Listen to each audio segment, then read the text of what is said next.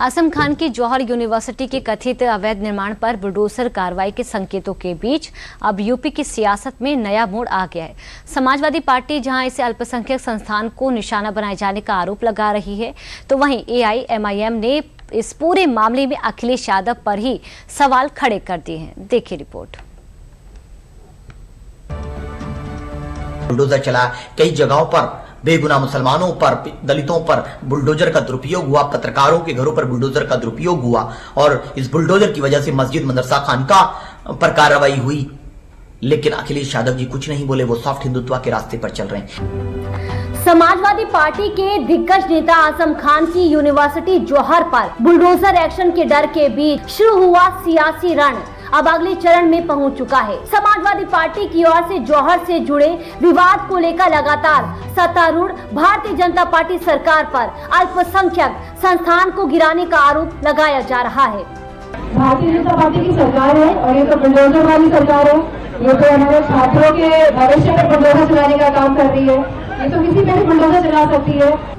लेकिन इन आरोपों के बीच यूपी में मुस्लिम वोट बैंक की राजनीति में समाजवादी पार्टी को टक्कर देने सियासी मैदान में उतरी AIMIM ने समाजवादी पार्टी के राष्ट्रीय अध्यक्ष अखिलेश यादव पर गंभीर आरोप लगाते हुए सपा को सवालों के कटघरे में खड़ा कर दिया है कि बुलडोजर का उपयोग पहली बार मुसलमानों के खिलाफ योगी आदित्यनाथ जी ने नहीं बल्कि अखिलेश यादव जी ने किया था। और उस अखिलेश यादव जी ने जो परंपरा शुरू की मुसलमानों के खिलाफ बुलडोजर का इस्तेमाल करने की, वो परंपरा आज तक चली आ रही है। दोनों में कोई फर्क नहीं है। कब हुआ था? मुजफ्फरनगर दंगों के दौरान दिसंबर और जनवरी में ठंड में जो कैंप थे, 50,000 लोग बेघर हो गए थे मुजफ्फरनगर दंगों के दौरान, तो उस कैंप पर बुलडोजर चलाने का काम और उन मुसलमानों को बेघर करने का काम अखिलेश यादव जी की सरकार ने 2013 के दिसंबर और 14 की जनवरी में किया था।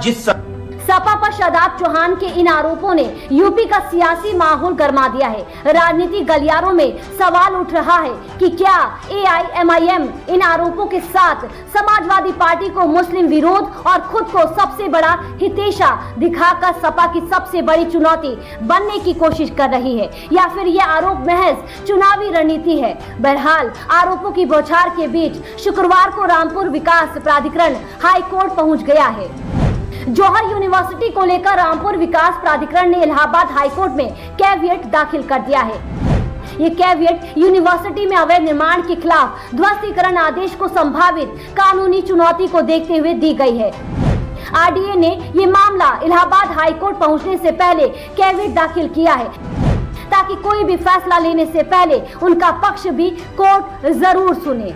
दरअसल रामपुर की जौहर यूनिवर्सिटी के अवैध तरीके से बनाए गए 38 भवनों के ध्वस्तीकरण के आदेश जारी हुए हैं। ऐसे में इस ध्वस्तीकरण के आदेश को कानूनी तौर पर चुनौती दिए जाने की संभावनाएं बनी हुई हैं, जिसकी संभावना को देखते हुए विकास प्राधिकरण ने ये कैविएट दायर किया है।